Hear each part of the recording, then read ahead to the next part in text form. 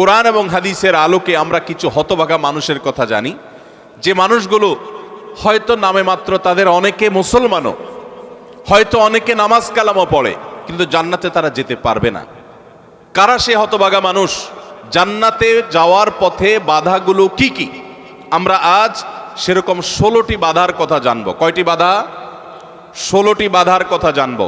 16 শ্রেণীর হতভাগা মানুষের কথা জানবো, যে হতভাগা মানুষগুলো জান্নাতে যেতে পারবে না। জান্নাতে যাওয়ার এই নেয়ামতের সৌভাগ্য লাভ থেকে তারা বঞ্চিত হবে। আল্লাহ রাব্বুল আলামিন সেরকম কপাল পড়া মানুষদের কাতারে যেন আমরা শামিল না হই, আমাদের সবাইকে সে তৌফিক দান করুন। আপনাদের কাজ হলো, আমাদের সবার কাজ হলো, এই 16 প্রকার হতভাগা মানুষের কোনো একটা প্রকার এর মধ্যে আমি নিজে আছি কিনা সেটা মেলানো। যদি দেখি যে আমার মধ্যে এটা আছে, তাহলে মাহফিলের প্যান্ডেলের মধ্যে বসে, প্যান্ডেলের নিচে বসে এই মাহফিলের মাঠে থেকেই আমি নিয়ত করে ফেলবো যে এই বদঅভ্যাসটা, এই খারাপ জিনিসটা আমি ত্যাগ করে ফেলবো। যেই 16টি খারাপ জিনিস, যেই 16টি অপরাধ জান্নাতে যাওয়ার ক্ষেত্রে বাধা, সে বাধাগুলো আমাদের জীবন থেকে আমাদের সরিয়ে ফেলার সংকল্প এখান থেকে করে তারপরে বাড়িতে যেতে হবে। তাহলে আজকে মাহফিলে আসা, বর্ষা, আয়োজন করা সবকিছু সার্থক হবে ইনশাআল্লাহ। সর্বপ্রথম যে হতভাগা মানুষদের কথা বলতে চাই, যারা জান্নাতে যেতে পারবে না, তারা হলো যারা আল্লাহর প্রতি ঈমান আনে নাই, যারা মুসলমান হয় নাই, যারা ঈমান আনে নাই, আল্লাহর প্রতি যারা বিশ্বাস করে নাই, তারা আল্লাহর তৈরি জান্নাতে যাবে এটা কখনো আশা করা যায়? যদি আল্লাহকে কেউ বিশ্বাসী না করে, আল্লাহর একত্ববাদকে স্বীকারই না করে, শিরকে লিপ্ত হয়, সে মুসলমানই না হয়, তাহলে সে আল্লাহর জান্নাতের প্রত্যাশা কোত্থেকে করতে পারে? একজন মানুষ তিনি মুসলমান না, তিনি অমুসলিম, তার ব্যক্তি জীবনে অনেক ভালো কাজ থাকতে পারে, অনেক ভালো অর্জন থাকতে পারে, কিন্তু তার ভিতরে ঈমান নাই। এই লোকটা আল্লাহর কাছে জান্নাতের আশা কখনো করতে পারে? একজন মানুষ বাংলাদেশে মানুষের জন্য অনেক কাজ করেছেন, বাংলাদেশের উন্নয়নে অনেক ভূমিকা তার ছিল বা আছে, বাংলাদেশে অনেক কল্যাণকামিতা তিনি চান, তার অনেক ইন্ডাস্ট্রি কারখানা থেকে বহু দেশের উপকার হয়, দেশে মানুষের উপকার হয়, এরকম আরো বহু উপকারিতা তার দ্বারায় হয়, কিন্তু লোকটা বাংলাদেশের অস্তিত্বকে স্বীকার করে না, বাংলাদেশের অস্তিত্বকে স্বীকার করে না, বাংলাদেশের স্বাধীনতা, সার্বভৌমত্ব এগুলো স্বীকার করে না। সে যদি বাংলাদেশকে অস্বীকার করে, বাংলাদেশ রাষ্ট্রের বিরুদ্ধে বিদ্রোহ করে, তাহলে এই ব্যক্তিকে বাংলাদেশ রাষ্ট্র বা রাষ্ট্রের তরফ থেকে রাষ্ট্রীয় কর্তৃপক্ষ কখনো তাকে রাষ্ট্রের কোনো সম্বর্ধনা, রাষ্ট্রের কোনো বিশেষ সম্মাননা ওই ব্যক্তিকে কখনো দিবে? দেওয়ার কথা। যে রাষ্ট্রকেই স্বীকার করে না, রাষ্ট্র তাকে সম্বর্ধনা দেওয়ার কথা? তার হতে পারে অনেক অর্জন আছে, হতে পারে অনেক অবদান আছে, তার একটারও 2 পয়সার কোনো মূল্য থাকবে না যদি সে রাষ্ট্রটাকেই কি করে? অস্বীকার করে। ঠিক একইভাবে যে আমার রবকে মানে না, যার আল্লাহর প্রতি ঈমানই নেই, বিশ্বাসই নেই, তার হাজারটা ভালো কাজ থাকতে পারে, আল্লাহ রাব্বুল আলামিনের কাছে সে কখনো জান্নাত প্রত্যাশা করতে পারে?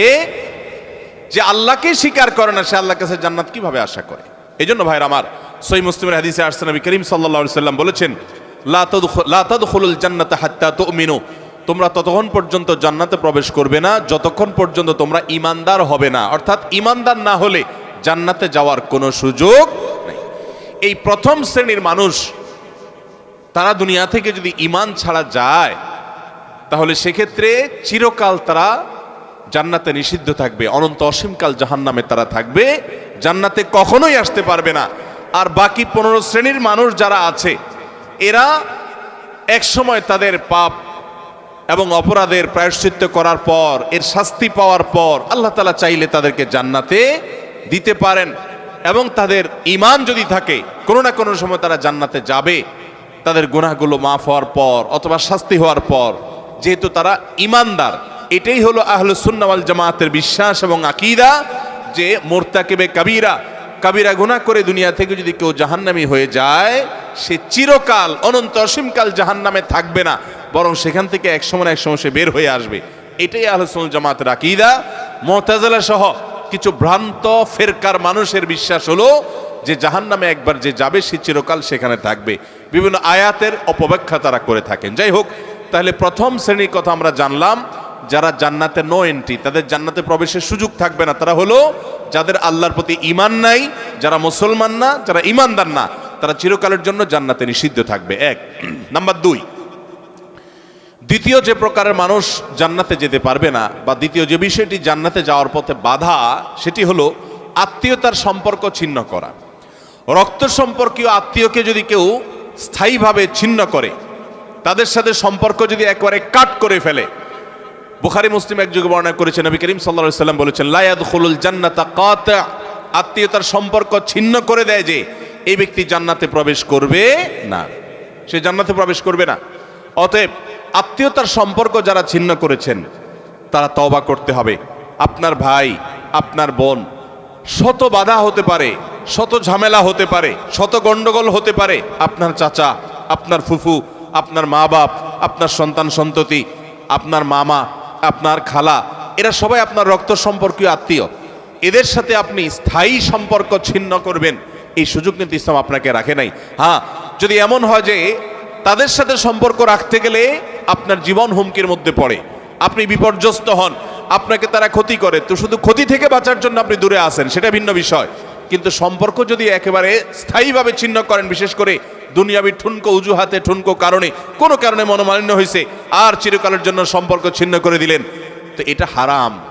এই লোক যদি নামাজিও হয়, এই লোক যদি ওয়াজ মাহফিলেও আসে, এই লোক যদি জিকির আজকারও করে, এই লোক যদি তাসবিহ তেলাওয়াতও করে, যেহেতু সে আত্মীয়তার সম্পর্ককে ছিন্ন করে ফেলেছে, এই লোক জান্নাতে প্রবেশ করতে পারবে না যতদিন না সে তওবা করে তার পাপ থেকে, অপরাধ থেকে সে ফিরে না আসছে। ভাইরা আমার, তাহলে জান্নাতে যাওয়ার ক্ষেত্রে দ্বিতীয় বড় বাধা হলো এই বিষয়টি, অর্থাৎ আত্মীয়তার সম্পর্ক ছিন্ন করা। আর প্রথম বাধার কথা বলেছি হলো বেঈমানি, কুফরি, আল্লাহর প্রতি অবিশ্বাস এবং শিরক, এগুলো জান্নাতে যাওয়ার ক্ষেত্রে সবচেয়ে বড় বাধা, স্থায়ী বাধা। আর দ্বিতীয়টি হলো আত্মীয়তার সম্পর্ক ছিন্ন করা। নাম্বার 3, চগলখড়ি করা। এই বদভ্যাস আমাদের সমাজে এখন প্রচুর পরিমাণে আছে। অনেক মানুষ আছে দেখবেন মুখে দাঁড়িয়ে আছে, মাথায় টুপিও আছে, হয়তো নামাজ কালামও পড়ে, কিন্তু চগলখড়ির বদ অভ্যাস আছে, এই চরিত্রটা আছে যে আমার কাছে এসে ওনার বদনামি করবে, ওনার কাছে গিয়ে আমার বদনামি করবে, আমার কাছে এসে আমাকে পামপট্টি দিবে, ওনার কাছে গিয়ে ওনারে পামপট্টি দিবে। এরকম লোক আছে না নাই?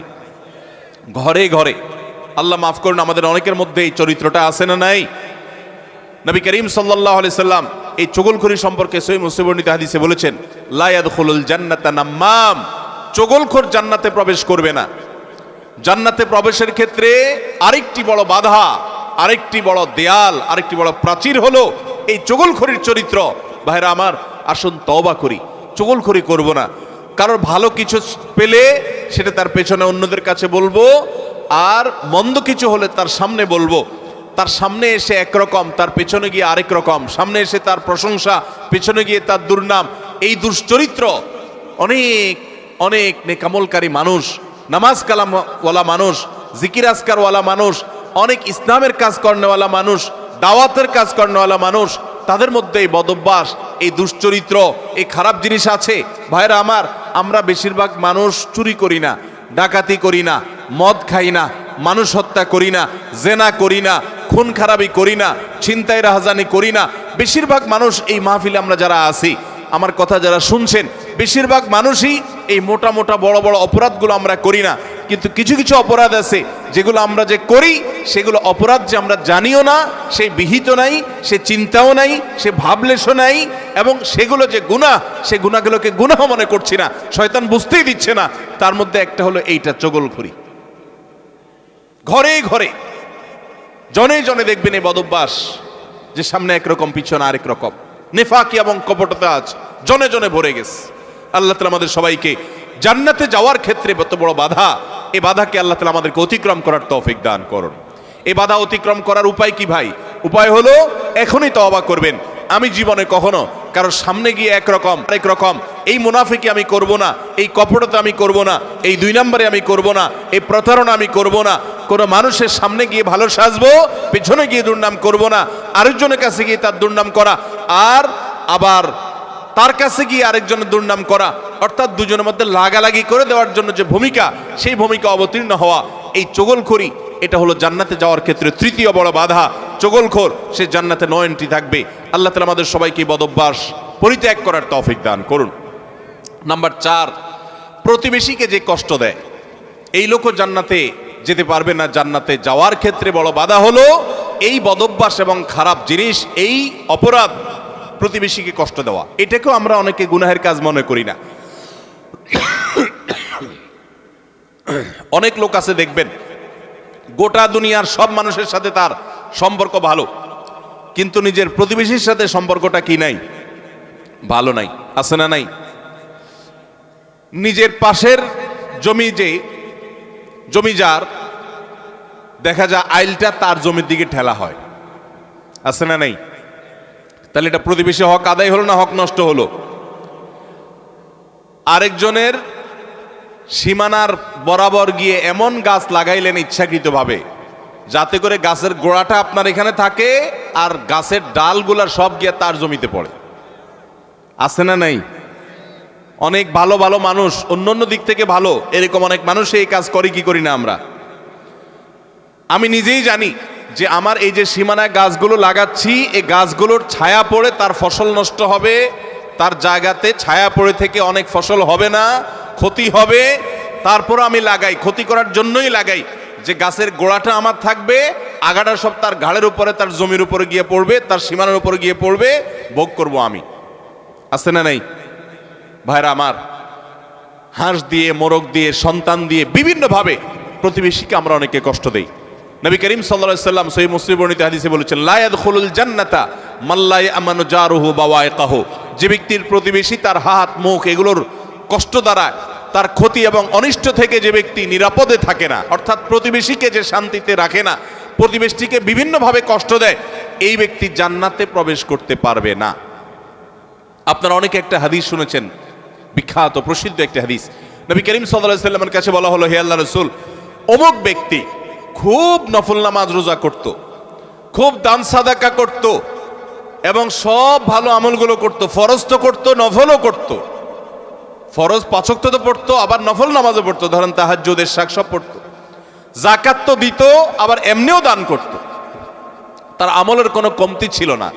একটা দুর্বলতা ছিল যে প্রতিবেশীকে সে কষ্ট দিত, ঝগড়াঝাটি করত, তাদের হক নষ্ট করত। নবী করিম সাল্লাল্লাহু আলাইহি সাল্লাম বলেছেন, সে জাহান্নামী। তোমরা যার কথা বলেছো, আল্লাহ তাআলা ওহীর মাধ্যমে নবীকে জানিয়ে দিয়েছেন তার পরিণতি হলো জাহান্নাম।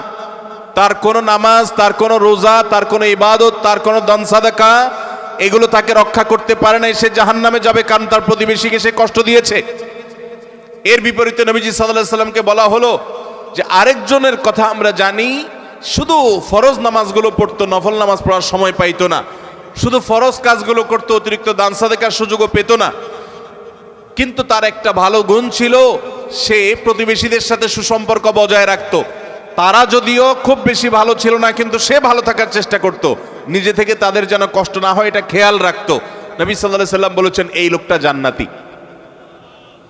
ভাইরা আমার, প্রতিবেশী যে কত বড় একটা ব্যাপার, এটা আমরা বেশিরভাগ মানুষ বুঝি না। গ্রাম বলেন, শহর বলেন, বেশিরভাগ জায়গায় আমরা প্রতিবেশীর হক নষ্ট করি। প্রতিবেশীকে জানেন? আপনার রক্ত সম্পর্কীয় আত্মীয়, যেমন মা বাবা, সন্তান সন্ততি, ছেলে মেয়ে, ভাই বোন, একেবারে এ ক্লাসের আত্মীয়, যারা এ ক্লাসের প্রথম সারির, যারা রক্ত সম্পর্কীয়, আপনার বাবার দিককার, বাপ মা, ছেলে মেয়ে, ভাই বোন, চাচা ফুফু, এদেরকে বলা হয় এ ক্লাসের আত্মীয়, একদম প্রথম শ্রেণীর। এই আত্মীয়দের পরে সবচেয়ে যার হক আপনার কাছে সবচেয়ে বেশি, তারা হলো আপনার প্রতিবেশী। বেশিরভাগ ক্ষেত্রে দেখবেন প্রতিবেশীর সাথে সম্পর্ক ভালো নাই, আইল ঠেলা ঠেলি, গন্ডগোল, ফাসাদ, ঝগড়াঝাটি, মারামারি, গ্রামে এক ধরনের, শহরে আরেক ধরনের। শহরে ধরেন ধুমধাড়াক্কা গানের ভলিউম দিয়ে আশপাশের প্রতিবেশীকে কষ্ট দিচ্ছেন, ময়লাটা বের করে আপনি আপনার দরজার সামনে রাখছেন, প্রতিবেশী বের হয়ে নাকে হাত দিতে হয়েছে, আপনার জুতাগুলো তার ফ্ল্যাটের সামনে চলে গেছে, তাকে আপনি কষ্ট দিচ্ছেন, আপনার বিল্ডিংয়ের পাশের জায়গাটা খালি আছে, ময়লাটা সেখানে ফেলতেছেন, আপনার বাচ্চাদেরকে দিয়ে তারে কষ্ট দিচ্ছেন, গ্রামে দেখা যায় হাঁস মুরগি দিয়ে প্রতিবেশীকে কষ্ট দিচ্ছেন, আপনার ছাগল গিয়ে তার জিনিসপত্র খেয়ে ফেলছে, আপনার বাচ্চারা গিয়ে তাকে ডিস্টার্ব করছে, আপনার গাছগুলো গিয়ে ছায়া হয়ে তার জায়গাতে ক্ষতি করছে, তার জায়গা বরাবর আপনি পুকুর কাটতেছেন যাতে করে ভেঙে আপনার এখানে পড়ে। এক কথায় নানাভাবে আমরা প্রতিবেশীকে ক্ষতিগ্রস্ত করছি। এমনকি অনেক মানুষ অন্য অনেক ক্ষেত্রে প্র্যাকটিসিং মুসলমান হওয়ার সত্ত্বেও এই কাজটা করছে। নবী সাল্লাল্লাহু আলাইহি ওয়াসাল্লাম বলেছেন, খবরদার, যে ব্যক্তি প্রতিবেশীকে কষ্ট দেয়, প্রতিবেশী তার হাত মুখ দ্বারা কষ্ট পায়, এই লোক জান্নাতে যেতে পারবে না। তাহলে 4 নম্বর আমরা পেলাম, জান্নাতে যাওয়ার ক্ষেত্রে বাধা হলো প্রতিবেশীকে কষ্ট দেওয়া। আল্লাহ তাআলা এই বদঅভ্যাস এবং এই গুনাহ থেকে, অপরাধ থেকে আমাদেরকে বেরিয়ে আসার তৌফিক দান করুন। নবী করিম সাল্লাল্লাহু আলাইহি ওয়াসাল্লাম বলেছেন, প্রতিবেশী সম্পর্কে জিবরিল আমাকে এত বেশি সাবধান করেছে যে আমার মনে হচ্ছিল জিবরিল না জানিয়ে এসে বলে, আপনার মৃত্যুর পর আপনার সম্পদে বাবা মা ছেলে মেয়ে যার যার সম্পদের ভাগ আছে, এর মধ্যে প্রতিবেশীর একটা ভাগ আছে। এইটা না জানি কখন বলে, আমি সেই চিন্তা করছিলাম। কারণ এতবারে সে জিবরিল আমাকে সাবধান করছে যে খবরদার, প্রতিবেশীর ব্যাপারে কেয়ারফুল থাকতে হবে, সতর্ক থাকতে হবে। আমরা সতর্ক থাকবো তো ইনশাআল্লাহ। নাম্বার 5, অহংকারী ব্যক্তি, যে অহমিকা দেখায়, দম্ভ করে, গরিমা নিয়ে চলে, মানুষকে মানুষ মনে করে না। কারোর টাকার গরম আছে, কারোর নাম যশ খ্যাতির গরম আছে, কারোর ক্ষমতার গরম আছে। আল্লাহ তাআলা এক একজনকে এক একটা দিয়ে পরীক্ষা করেন। এগুলোর মাধ্যমে যারা অহংকারী হয়ে যায়, এগুলোর কারণে যারা অহংকারী হয়ে যায়, এই অহংকারী ব্যক্তি কখনো জান্নাতে যাবে না। সহিহ মুসলিমের হাদিসে আসছে, নবী করিম সাল্লাল্লাহু আলাইহি ওয়াসাল্লাম বলেছেন, লা ইয়াদখুলুল জান্নাতা মান কানা ফি কলবিহি মিসকালু যাররাতিন মিন কিবরিন। যেই ব্যক্তির অন্তরে যাররা পরিমাণ অহংকার থাকবে, দম্ভ থাকবে, এই মুতাকাব্বির অহংকারী ব্যক্তি জান্নাতে কখনো প্রবেশ করবে না। আল্লাহ রাব্বুল আলামিন হাদিসে কুদসিতে বলেছেন, অহংকার হলো আমার চাদর। অহংকার হলো কার চাদর ভাই? আল্লাহ তাআলার চাদর। এই চাদর নিয়ে যদি কেউ টানাটানি করে, আল্লাহ রাব্বুল আলামিন তাকে ছিন্ন বিচ্ছিন্ন করে ছাড়বেন, তাকে আল্লাহ তাআলা কখনো জান্নাত দিবেন। এজন্য ভাইরা সবসময় বিনয়ী হয়ে থাকতে হবে। জান্নাতি লোকদের কিছু মার্কা আছে, এর ভিতরে একটা মার্কা হলো তারা বিনয়ী থাকবে, মাটির মানুষ হয়ে থাকবে, নিরীহ হয়ে থাকবে। তাদের উপরে সবাই চড়াও হতে চাইলেও তারা চড়াও হবে না, অর্থাৎ বিনম্র থাকবে। এটা জান্নাতি লোকদের মার্কা। এই জন্য ভাইরা বিনয়ী হতে হবে। 5 নম্বর, যারা জান্নাতে যেতে পারবে না, জান্নাতে যাওয়ার ক্ষেত্রে বাধা হলো অহংকার, সে অহংকারী মানুষ। 6 নম্বর হলো প্রতারক। 7 নম্বর হলো দান করে খোটা দেয় যে সে। আর 8 নম্বর হলো কৃপণ। আর এই তিনটি তিরমিজি বর্ণিত হাদিসে বর্ণিত হয়েছে। নবী করিম সাল্লাল্লাহু আলাইহি ওয়াসাল্লাম বলেছেন, লা ইয়াদখুলুল জান্নাতা খাব্বুন ওয়ালা মান্নানুন ওয়ালা বাখিল। যে ব্যক্তি কাউকে প্রতারণা করে, ধোঁকা দেয়। এখন আমাদের সমাজে মুসলমানদের মধ্যে ধোঁকা দেনওয়ালা মানুষের সংখ্যা কি কম না বেশি? দোকানদার বলেন, ব্যবসায়ী বলেন, চাকরিজীবী বলেন, যার কথাই বলেন, এমনকি নেতারা বলেন, জনগণকে ধোঁকা দেয়। ঠিক না ভাই? ঠিক। সবাই যার যার জায়গা থেকে কে কাকে ল্যাং মারবে, কে কাকে ধোঁকা দিবে, এটাই হলো আমাদের কাজ এখন। অথচ ধোঁকাবাজ, প্রতারক, চিটার, বাটপার, এই লোকগুলো কখনো জান্নাতে যেতে পারবে। নবী করিম সাল্লাল্লাহু আলাইহি ওয়াসাল্লাম এই হাদিস বলছে যে প্রতারক জান্নাতে যাবে না। দ্বিতীয়ত, মান্নান, অর্থাৎ দান করে যে খোটা দেয়, এই লোকও জান্নাতে যেতে পারবে না। দান করে খোটা দেওয়ার বদভ্যাস আছে না নাই আমাদের অনেকের? দান করেছেন আল্লাহকে খুশি করার জন্য, যদি আপনি খোটা দেন তাহলে আপনার দান বরবাদ হয়ে যায়, ওটা নষ্ট হয়ে যায়। আল্লাহ বলেছেন, লা তুবতিলু সাদাকাতিকুম বিল মান্নি ওয়াল আযা। তোমরা দান করার পর খোটা দিয়া, কষ্ট দিয়া, যাকে দান করছো তাকে কষ্ট হয় এরকম কথা বলে ওই দানকে বরবাদ করে দিও না। আমরা অনেকে এই কাজ করি। দান করেছেন, ওই ব্যক্তির কাছ থেকে থ্যাঙ্কসের আশাও করবেন না। থ্যাঙ্কস মানে কৃতজ্ঞতা, সে আদায় করবে, শুকরিয়া দিবে, সে আপনার স্বীকৃতি দিবে, এই আশাটাও আপনি করতে যাবেন না। আল্লাহ কোরআনে কারীমের সূরা দাহরের মধ্যে জান্নাতি এবং নেককারদের বৈশিষ্ট্য বলতে গিয়ে বলেছেন, ওয়ায়ুতঈমুনা আত-তাআমা আলা হুব্বিহি মিসকিনাও ওয়া ইয়াতীমান ওয়া আসীরা। জান্নাতি মানুষগুলো, আবরার এবং নেককাররা হলো তারা আল্লাহর মহব্বতে মিসকিনকে, বন্দীকে, অন্যান্য অভাবী মানুষদেরকে তারা খাদ্য দেয় এবং বলে, ইন্নামা নুতঈমুকুম লিওয়াজহিল্লাহ লা নুরিদু মিনকুম জাযাআও ওয়ালা শুকুরা। তারা বলে, আমরা আল্লাহর জন্য তোমাদেরকে খাদ্য দিচ্ছি, তোমাদের কাছ থেকে এর কোনো ফিডব্যাক, বিনিময় তো চাই না, এমনকি শুকরিয়া, তোমরা যে আমাদেরকে থ্যাঙ্কস বলবা সেটা পর্যন্ত আমরা আশা করি না, দরকার নেই। আল্লাহর কাছে এইভাবে সওয়াবের আশা করা, বান্দার কাছে খোটা না দেওয়া 7 নম্বর। 8 নম্বর হলো কৃপণতা। এটা জাহান্নামের যাওয়ার অন্যতম বড় মাধ্যম এবং জান্নাতে যাওয়ার ক্ষেত্রে বাধা হলো কৃপণতা। নবী করিম সাল্লাল্লাহু আলাইহি সাল্লাম কৃপণ ছিলেন না, তার অনেক সম্পদ ছিল না, কিন্তু যা ছিল সেটা অকাতরে তিনি দান করতেন। তার যে দানশীলতা, আম্মা জান আয়েশা রাদিয়াল্লাহু তাআলা বলতেন যে তিনি দানশীলতা তার বিশেষ করে রমজান এলে এমন বেড়ে যেত যে মুক্ত বাতাসের মতো, যে চাইতো তাকেও দিত, যে চাইতো না তাকেও দিত, সর্বত্র তার দান ছড়িয়ে যেত এবং দান করতে করতে সব শেষ করে অনেক সময় বাসায় যেতেন, তার নিজের জন্য কিছুই রাখতেন না। এইভাবে তিনি দানশীল ছিলেন। তো নবী সাল্লাল্লাহু আলাইহি সাল্লাম কৃপণতা থেকে পানা চেয়েছেন। আমরা অনেকেই কিন্তু কৃপণ, আল্লাহ অনেক সম্পদ দিয়েছে কিন্তু খরচ আমরা করতে চাই না। নবীজি পানা চাইছেন, আল্লাহুম্মা ইন্নী আউযু বিকা মিনাল বুখলি ওয়াল জুবন, আল্লাহ আপনার কাছে কৃপণতা থেকে পানা চাই। ভাইরা আমার, তাহলে জান্নাতে যাওয়ার ক্ষেত্রে 8 নম্বর বাধা হলো কৃপণতা। কৃপণ সে জান্নাতে এন্ট্রান্সের সুযোগ পাবে না। 9 নম্বর, ঘুষ দাতা এবং ঘুষ গ্রহীতা। যে ঘুষ দেয় সে যদি একান্ত নিরুপায় হয়ে দেয়, এমন কাজ যে কাজ না হলে তার জীবন বাঁচে না, অনেক জটিল প্রয়োজন, এরকম প্রয়োজনে সে যদি ঘুষ দিতে বাধ্য হয়, ঘুষ দেওয়া ছাড়া তার কোনো উপায় না থাকে, তাহলে ওই ব্যক্তিকে মাজুর হিসেবে আল্লাহ তাআলা মাফ করবেন আশা করা যায়। কিন্তু সচরাচর আমরা দেখা যায় আজকাল যেসব ক্ষেত্রে ঘুষ দিয়ে সুবিধা নেই, ওটা না নিলে আমি যে মরে যাব এরকম না, আমি ইচ্ছা করলে হারামটা নাও করতে পারি। আবার অনেক ক্ষেত্রে আমার বৈধ জিনিসটাকেই আমি অবৈধভাবে পাওয়ার জন্য আমি ঘুষ দিচ্ছি। তো এই যে ঘুষ দাতা, ঘুষ গ্রহীতা তো সর্বাবস্থায় অপরাধী, ঘুষ দাতাও সে অপরাধী হবে এইভাবে যদি সে ঘুষ দেয়। আপনি একটা জায়গায় কাজে যাবেন, সিরিয়াল দিয়া, সবাই সিরিয়ালে দাঁড়াইছে, আপনিও সিরিয়ালে দাঁড়াবেন, এটাই হলো নিয়ম। সবাই সিরিয়ালে দাঁড়াইছে, আপনি সিরিয়ালে দাঁড়াইতে চাচ্ছেন না, সেজন্য কি করলেন? ঘুষ দিলেন। ঘুষ দিয়া সবার আগে কাজটা করে নিয়ে আসলেন। এই যে ঘুষ দিল, এই ঘুষ দেওয়াটা সে, এটা কি সে বাধ্য হয়ে দিয়েছে? বরং এখানে যে ঘুষ খাইছে তাকে সে বাধ্য করছে। আমাদের দেশে আমরা সরাসরি শুধু ঘুষখোরদের দোষ দেই। ঘুষখোরদের তো দোষ আছেই শতভাগ, কিন্তু অনেক সময় ঘুষ যারা দেয় তাদেরও দোষ কম নাই। অনেক অফিসার আছে ঘুষ না খাইলে ক্লায়েন্টরা বরং পেরেশান হয়ে যায় যে এই স্যার, নতুন স্যার ঘুষ খায় না, তাহলে তো পেরেশানের ব্যাপার, কিভাবে 2 নম্বর এটা আদায় হবে। অতএব ভাইরা আমার, ঘুষ দাতা এবং গ্রহীতা, তাবরানী হাদিসে আসছে নবী করিম সাল্লাল্লাহু আলাইহি সাল্লাম বলেছেন, আর রাশি ওয়াল মুরতাশি ফাফিন্নার, ঘুষ দাতা ঘুষ গ্রহীতা উভয় জাহান্নামে যাবে। অতএব ঘুষ দিতেও খুব সাবধান, আর যারা ঘুষ খাচ্ছে তাদের কথা তো বলাই বাহুল্য। তাহলে জান্নাতে যাওয়ার ক্ষেত্রে এই ঘুষ দেওয়া নেওয়া এটা একটা বড় বাধা, আর জান্নাতি হতে পারবে না, জান্নাতে নো এন্ট্রেন্স থাকবে ওই সমস্ত লোকদের যারা এটা করে। নাম্বার 10, মাতা পিতার অবাধ্য। নাম্বার 11, নেশাগ্রস্ত, নেশায় আসক্ত। এ সম্পর্কে নাসাই বর্ণিত হাদিসে আসছে নবী করিম সাল্লাল্লাহু আলাইহি সাল্লাম বলেছেন, লা ইয়াদখুলুল জান্নাতা আকুন ওয়ালা মান্নান ওয়ালা মুদমিনু খামরিন, জান্নাতে যেতে পারবে না মা বাবার নাফরমান, মা বাবার অবাধ্য, মা বাবার সাথে বেয়াদবি করে, মা বাবার যৌক্তিক নির্দেশগুলোকে লঙ্ঘন করে।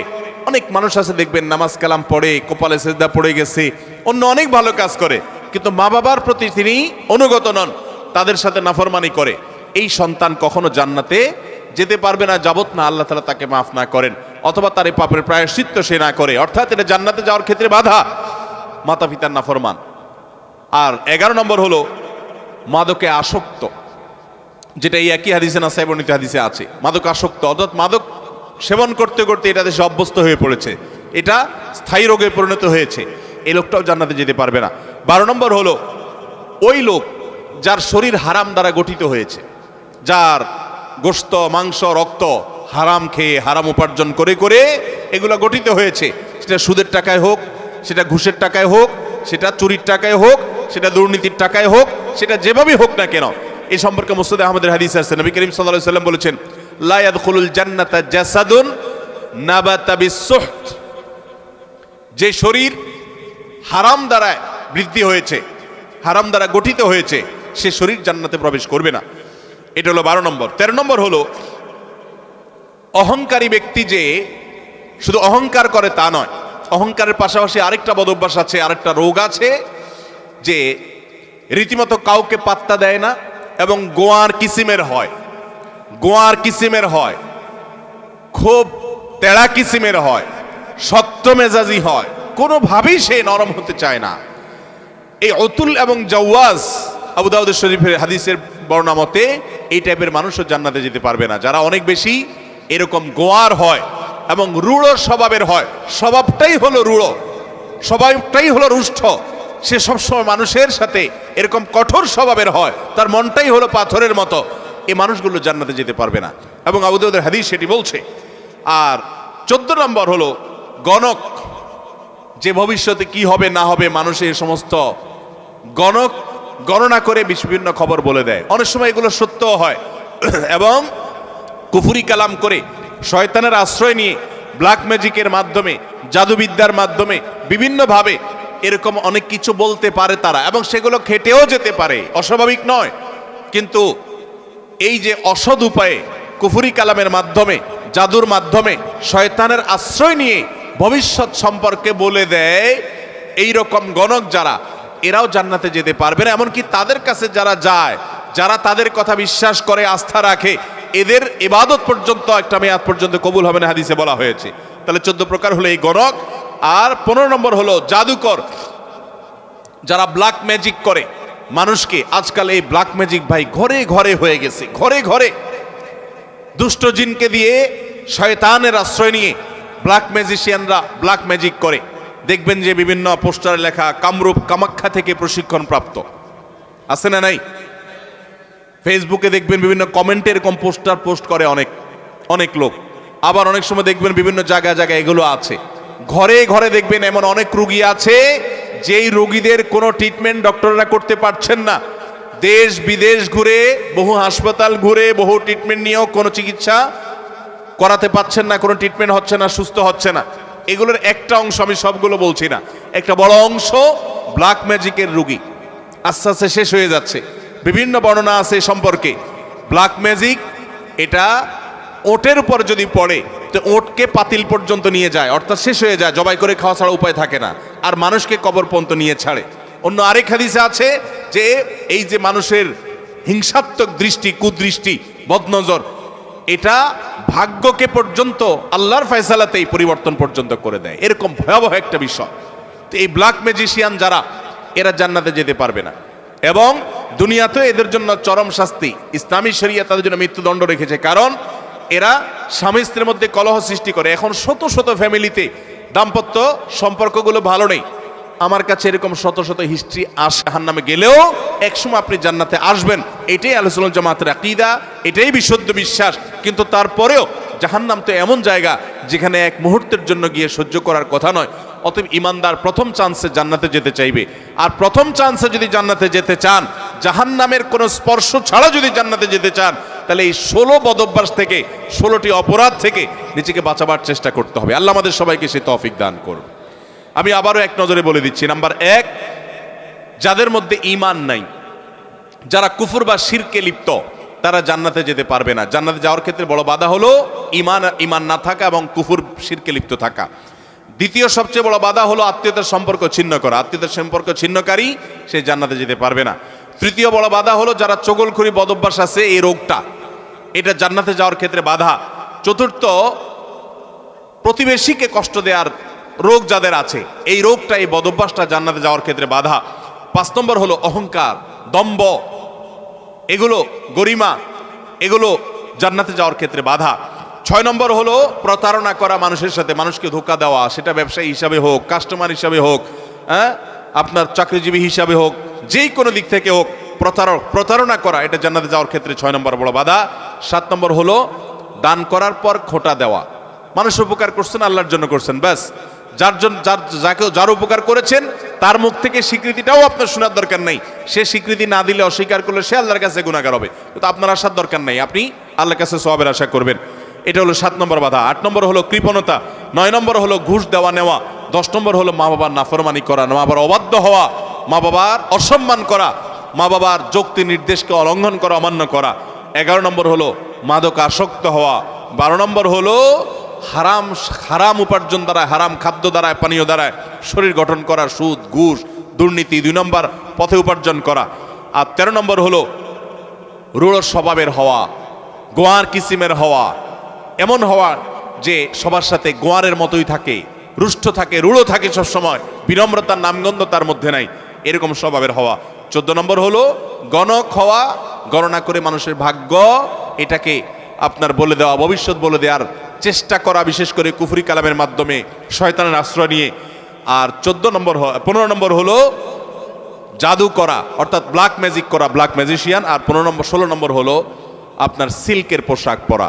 আল্লাহ রাব্বুল আলামিন এই সব কবিরা গুনাহ, এগুলো যেগুলো বললাম এগুলো একটা সগীরা গুনাহ না, প্রথমটা শুধু কবিরা না, আকবারুল কাবায়ের, সবচেয়ে বড় কবিরা গুনাহ, বরং সেটা কুফরি, ঈমান বিধ্বংসী বিষয়।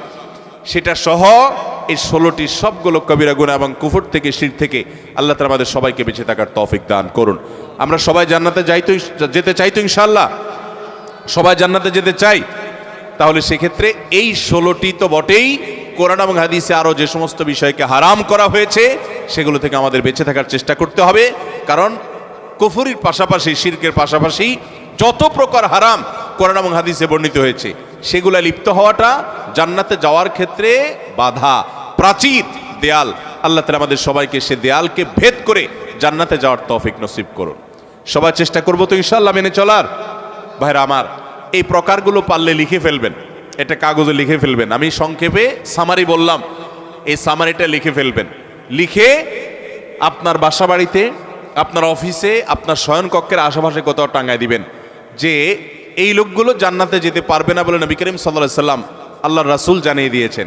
অতএব এই দুশ্চরিত্রগুলো আমার মধ্যে আছে না নাই, এই তালিকাটা দেখে প্রতিনিয়ত নিজেকে সংশোধন, ইসলাহ করার চেষ্টা করতে হবে। চেষ্টা করব না আমরা ইনশাআল্লাহ?